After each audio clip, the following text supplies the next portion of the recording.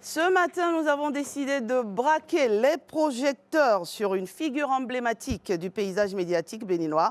Un homme que vous avez souvent entendu, vu et qui a façonné l'actualité de ces dernières années. Celui que nous accueillons sur ce plateau a orchestré les grands rendez-vous, captivé les foules et décrypté les enjeux de la République. De l'ombre des plateaux télé à la lumière des projecteurs politiques, il a navigué dans les eaux agitées du Bénin, traversant les tempête et construisant son propre chemin. Alors nous accueillons Donclam Abalo, l'homme des médias, l'animateur influent, le journaliste redoutable qui franchit une nouvelle étape. Il passe de l'analyse à l'action. Avec Team Don Poro, il déploie une stratégie de communication ambitieuse et inédite. De journaliste à acteur politique, de stratège à mobilisateur de terrain, Donclam Abalo redessine les codes de la communication politique au Bénin. Vous comprendrez pourquoi dans un instant. Donclam Abalo, bonjour. Bonjour Madame la journaliste, bonjour à tous les téléspectateurs. Merci de nous recevoir sur votre plateau que je trouve magnifique. C'est très beau, n'est-ce pas? C'est très beau, félicitations. Alors, Donclam Abalo, il est difficile ces derniers jours d'échapper à l'écho de la team Don Poro, tant votre présence, on peut le dire, a marqué l'espace public, notamment les réseaux sociaux. Cette initiative, vous en êtes fondateur. Alors, s'agit-il d'un mouvement politique ou d'un parti politique en gestation? Je vous remercie pour cette question que vous me posez et cette occasion que vous me donnez de clarifier un peu notre option. Oui. En fait, les partis politiques sont connus. La liste des partis politiques est publiée par le ministère de l'Intérieur. Et les partis politiques ont une structuration claire, ont des démembrements dans tous les départements, dans les communes, dans les arrondissements. Il en est de même pour les mouvements politiques, qui sont également très structurés, qui existent sur le terrain, qui animent la vie politique. Donc nous n'avons pas vocation à fonctionner exactement comme les partis politiques, ni comme les mouvements politiques. Nous avons dit à notre création que nous sommes une force de communication. Et donc nous sommes un ensemble de communicants, d'hommes des médias, d'artistes, d'hommes d'affaires, en tout cas une vaste communauté. Et nous voulons communiquer abondamment pour déconstruire une idée préconçue. L'idée préconçue, c'est que les élections d'avril prochain ne connaîtraient pas un fort taux de participation. L'idée préconçue, c'est qu'il n'y a pas d'enjeu. L'idée préconçue, c'est que le jeu n'en vaut pas la chandelle. Il faut déconstruire ça. Et pour nous, pour déconstruire ça, on n'a pas d'autre moyen que de communiquer, donc que d'utiliser les outils, les vecteurs, les canaux de communication qui existent, aussi bien sur le numérique, sur les médias classiques que sur le terrain, pour déconstruire cette façon de voir. L'objectif principal, c'est que les Béninois sortent massivement pour aller exprimer leur droit de vote et que plutôt que d'avoir une élection fade, qu'on ait une fête et que vraiment tout se passe très bien. Voilà un peu pourquoi nous avons choisi d'être... Alors vous fonctionnez comme un collectif citoyen Exactement, alors. Oui, mais une force de communication. Parce que pour nous, c'est encore primordial. Il n'y a aucun résultat probant s'il n'y a pas des stratégies de communication huilées qu'on arrive à développer sur le terrain. Voilà un peu pourquoi nous ne sommes ni un parti politique, ni un mouvement politique. Voilà. Et dans la dénomination Team Don Poro, le diminutif Don fait-il référence à Donclam? Quelle est l'idée que vous souhaitez transmettre? Beaucoup de gens m'ont posé cette question. Bon, évidemment, il faut reconnaître qu'au départ, nous étions partis un peu sur ce segment-là. Mais après, nous nous sommes dit, ce n'est pas la peine de personnaliser une structuration du genre. Il faut que tout le monde puisse s'y retrouver. Et donc, nous avons voulu don pour dire que ce ne sont pas nos dons en moyens dont on a besoin. Le candidat, je ne suis pas sûr qu'il a besoin qu'on lui donne quoi que ce soit. Nous voulons donner notre énergie, nous voulons donner notre temps, nous voulons donner nos réseaux, nous voulons donner nos différents canaux pour que le message puisse passer. Pour nous, ce qui est important, c'est qu'il y ait un plébiscite. Il ne faut pas que ça soit un jeu déjà fait. J'ai déjà entendu certains soutiens de M. Ronquin dire que rien n'est écrit à l'avance. Et donc, ils sont très actifs sur le terrain. Et donc, c'est cela que nous voulons. Nous voulons une saine émulation. Nous voulons qu'il y ait une participation massive. Donc, c'est pour ça que Don Poro, c'est simplement pour dire que nous nous donnons pour que nos objectifs soient atteints. Et nous allons tout faire pour y arriver. Alors, les objectifs, vous avez déjà commencé à les énumérer. Oui. Entre autres, il s'agit franchement d'appeler à une mobilisation, une grande mobilisation citoyenne pour le 12 avril prochain. C'est bien cela? C'est très important parce que vous savez, même si les gens pensent que le duo Romuald Wadani et puis Mariam Chabi Talata est déjà élu, ce n'est pas le plus important. Le plus important, c'est qu'il soit bien élu. Et donc, être bien élu, c'est que les gens sortent, exprimer massivement leur vote. C'est aussi important. Et on n'est jamais élu avant le vote. Absolument. C'est pour ça que je dis qu'aucun scénario n'est écrit à l'avance. Et c'est important de le faire aussi bien pour les nationaux que pour l'international, parce que tous les regards sont braqués actuellement sur le Bénin. On veut bien que le prochain président soit le président de tous et donc que vraiment les gens sortent, notamment, et ça c'est important de le préciser, les primo-votants. Ça fait partie de notre cible. On va y revenir, okay, c'est sûr. Avec votre plaisir. Alors, la team Domporo soutient le duo Romuald Wadani et Mariam Chabi Talata Zime Yerima. Ce n'est pas le seul duo. Donc, Lam Abalo, quelles sont les motivations et les intérêts de cette décision de soutenir ce duo, le duo de la mouvance? Nous en parlerons le moment venu. Vous savez que nous ne sommes pas encore en période de campagne électorale et la communication officielle du candidat n'a pas encore défini clairement les lignes de communication.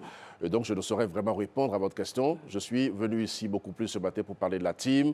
Maintenant, les motivations... Mais il y a bien une raison qui les motivations, ce qui fait que nous choisissons ce duo.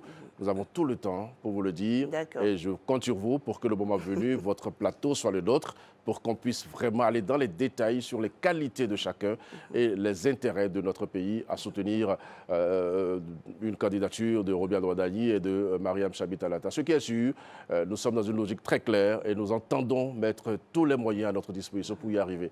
Donc, faites-moi le plaisir de ne pas répondre maintenant à cette question-là, mais je me rends disponible pour le faire le moment venu. J'espère que ce sera sur ce plateau, donc la Babalo. Absolument, c'est pour ça que je le demande officiellement. Alors, vous visez principalement, et vous l'avez dit, les primo-votants. Pourquoi ce choix stratégique? Alors, les primo-votants, parce que souvenez-vous que lorsque M. Romuald Wadani et Mme Mariam Chabi Talata étaient investis à Parakou, dans son discours, M. Wadani s'est adressé à une cible précise. Pour lui, il a même à certains moments parlé directement à la jeunesse. Donc en fait, la jeunesse est une cible principale pour lui. Et nous avons des jeunes qui n'ont jamais voté, qui n'ont jamais exprimé leur droit de vote. Il est important d'aller leur dire que c'est un devoir citoyen de sortir pour aller voter. Il est important de leur dire que c'est un honneur pour eux d'exprimer leur vote pour la première fois et de ne pas rater ce rendez-vous que je considère pour eux, comme pour le Bénin, comme un rendez-vous historique. Donc nous allons vers ces primo-votants-là qui sont nombreux. Vous ferez des descentes, vous leur parlerez. Absolument, oui, bien sûr. Il faut aller d'abord... Comme je vous ai dit, c'est une force de communication. Nous créons une communauté sur Internet parce qu'il y a 3 piliers sur lesquels nous fonctionnons. Il y a la communication numérique. Aujourd'hui, ce n'est pas possible de faire quoi que ce soit sans communication numérique. Exactement. Il y a la communication classique, donc le fait d'aller sur les télévisions, sur les radios, dans toutes les langues, ici comme ailleurs, au Bénin comme à l'international. Et puis, il y a la communication active qui veut qu'on soit sur le terrain à discuter avec les cibles. Donc, nous allons expérimenter ces 3 formes de communication pour faire passer notre message, comme je l'ai dit, vers les primo-votants, prioritairement, ensuite vers les indécis. Il y a beaucoup d'indécis actuellement, des gens qui ne savent pas exactement qu'est-ce qu'il faut faire. Il faut leur parler. Et ça, c'est en communiquant qu'on doit leur montrer qu'est-ce qu'ils doivent faire. Donc ça fait partie également de nos cibles. Et puis après, comme vous l'avez dit, nous irons sur le terrain, rencontrer les uns les autres, et puis semer un peu partout pour pouvoir expliquer pourquoi ils doivent sortir pour aller voter et pourquoi c'est le duo que nous soutenons qui doit voter. Alors, si on vous comprend bien, donc là, Mabalo, la puissance, la force même de cette team, c'est la communication digitale. Mais notre slogan est très clair, la communication au cœur de notre stratégie. Donc aujourd'hui, nous créons une vaste communauté. Nos ambitions nous permettent de penser que nous aurons certainement plusieurs millions d'abonnés. C'est très important pour nous. Donc nous sommes sur Facebook, TikTok et nous avons un forum WhatsApp actuellement. Nous allons développer petitement les autres canaux. Donc une forte communauté numérique. Et puis après, notre présence sur les médias classiques nous permettra d'avoir des contenus à relayer sur ces médias numériques et toujours dans le sens de mobiliser les gens, de les sensibiliser à aller exprimer leur droit de vote, et puis après parler de nos candidats et tout le reste. Et comme je vous l'ai dit, on ira également sur le terrain. Donc prioritairement, pour le moment, nous sommes présents d'abord sur les canaux digitaux et nous comptons élargir notre communauté. Je vous l'ai dit, c'est une communauté de communicants, donc de personnes spécialistes de communication. Parmi nous, il y a des journalistes également. Parmi nous, il y a des artistes, il y a des hommes d'affaires, il y a des artisans. Sur le volet. Vous dites? J'imagine, trier sur le volet. Bon, dans ce genre d'exercice, personne n'est laissé pour compte. Voilà. Peut-être vous, je vais vous recruter, sait-on jamais. Je viendrai vous parler personnellement pour que vous puissiez. Le dossier. Oui, parce que l'erreur que les gens font souvent, c'est de penser que les journalistes ne sont pas des citoyens comme tout autre. Le journaliste, ce qu'on lui demande, c'est dans l'exercice de sa profession de faire la part des choses. Mais après, c'est un citoyen, il a le droit de vote, il va dans l'isoloir, il met un bulletin dans l'urne et donc il a des choix. Nous pouvons vous utiliser en tant que canal de communication. Donc c'est très clair pour nous. Tout le monde est appelé à appartenir à notre communauté. Chacun de nous a une communauté, chacun de nous a une image, chacun de nous a des gens à qui il peut parler. Et donc, on va faire cet exercice pour voir si le taux de participation, qui est notre objectif principal, va être élevé ou pas. De toutes les façons, nous y croyons fortement. C'est d'ailleurs pour ça que nous sommes là. Alors, l'activité numérique de votre équipe a pris une telle ampleur ces derniers jours. Impossible d'aller sur TikTok, d'aller sur Facebook, d'aller sur WhatsApp sans tomber sur une publication Team d'Ampuro. Alors, cette mobilisation a-t-elle été préparée en amont? Impossible de faire quelque chose sans préparation. C'est clair. D'abord, nous le disons régulièrement, toute chose se prépare. C'est vrai, nous avons eu une phase préparatoire, mais après, les fruits, je dirais, ont tenu la promesse des fleurs. C'est même allé au-delà de nos attentes. Et donc, nous avons constaté qu'il y avait un besoin qui existait. Le besoin, nous essayons de le combler. Le plus dur pour nous, c'est de maintenir la trajectoire, parce que c'est très facile de monter, ben, c'est difficile de se maintenir. Donc, nous allons travailler de façon à maintenir la trajectoire pour que notre présence numérique soit visible à partir de maintenant jusqu'aux élections, et même après. Donc, il n'y a pas de problème pour ça. Team d'Ampuro ne s'arrête pas aux élections. Il y a bien une continuité. Ben, si notre candidat ou nos candidats sont élus, il faut bien continuer à faire la lumière sur leurs actions. Donc, nous sommes là toujours pour continuer à exister normalement. Mais après, on verra bien. Mais pour le moment, nous avons des objectifs clairs et nous avons déjà commencé. Nous travaillerons à mettre en œuvre tout ce que nous avons prévu jusqu'à satisfaction totale. D'accord. Alors, dans Team Poro, il y a bien entendu le capitaine, comme on vous appelle, le capitaine d'Enclame Abalo. Pouvez-vous nous présenter également quelques-uns des communicants qui composent cette team ? Je n'ai pas reçu leur permission pour, pour en parler. Pour le moment, je monte au créneau. Il y a des géants de la com. Oui, certainement. Mais dans notre stratégie, parce que vous savez très bien que, comme vous l'avez dit, on est sur le digital, il faut des contenus.